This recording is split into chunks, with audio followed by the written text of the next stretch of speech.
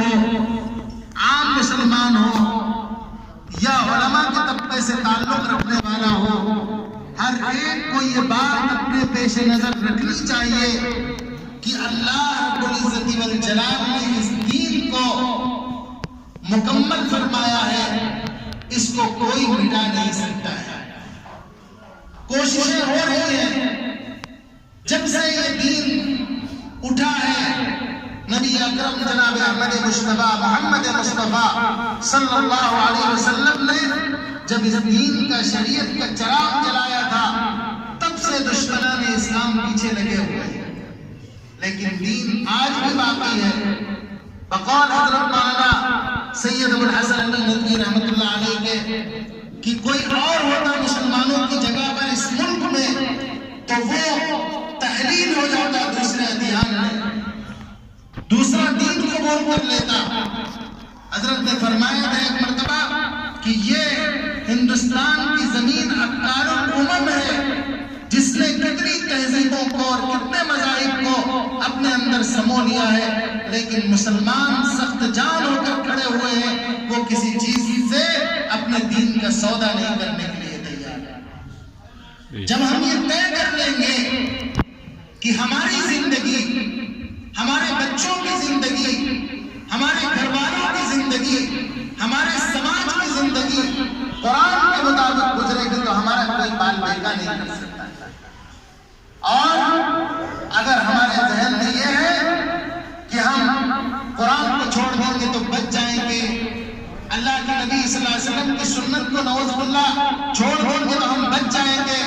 مسجد میں نہیں آئیں گے تو بچ جائیں گے، یاد رکھو کوئی بچا نہیں سکے گا جب وقت آئے گا۔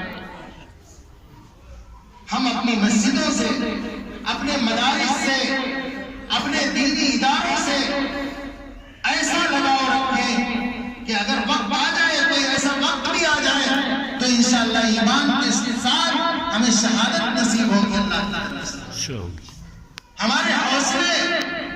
ہماری ہمتیں اگر پست ہو گئی تو ہمیں کوئی اٹھانے والا نہیں۔ اگر ہمتیں پست ہو گئی، تاتاریوں کا واقعہ، جو تاتاری قوم گزری ہے،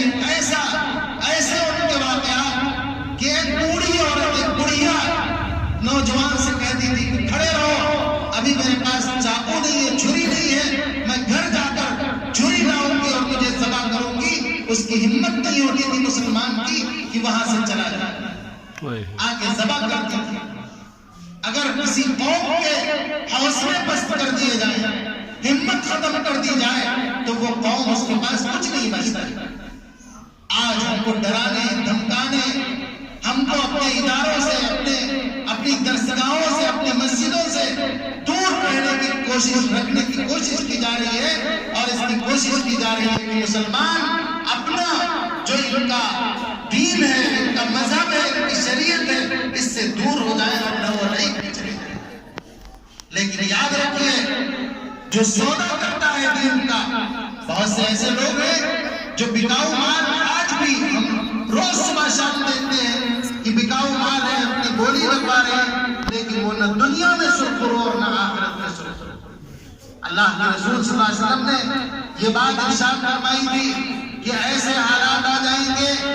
کہ رات میں تو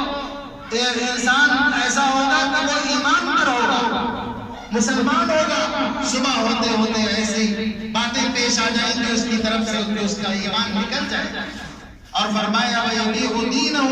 بِعَرْضٍ مِّنَ الدُّنْيَا، کہ اپنے دین کا سودا چند کوڑیوں میں کر لے گا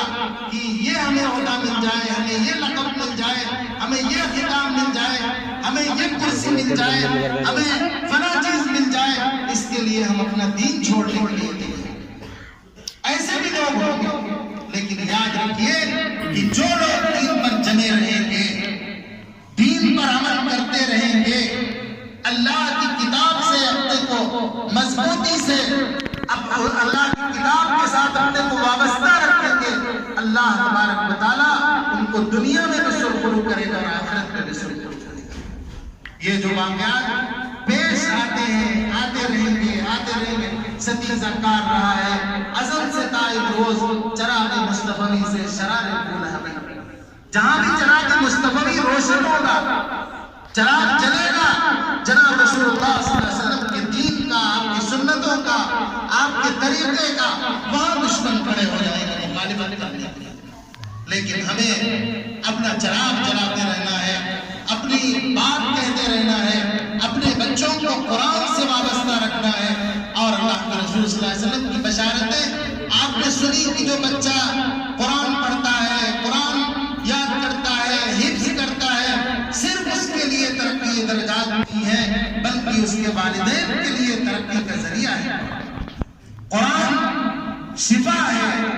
قرآن اللہ کی رحمتوں کے بلانے کا ذریعہ ہے، قرآن اللہ کی طرف سے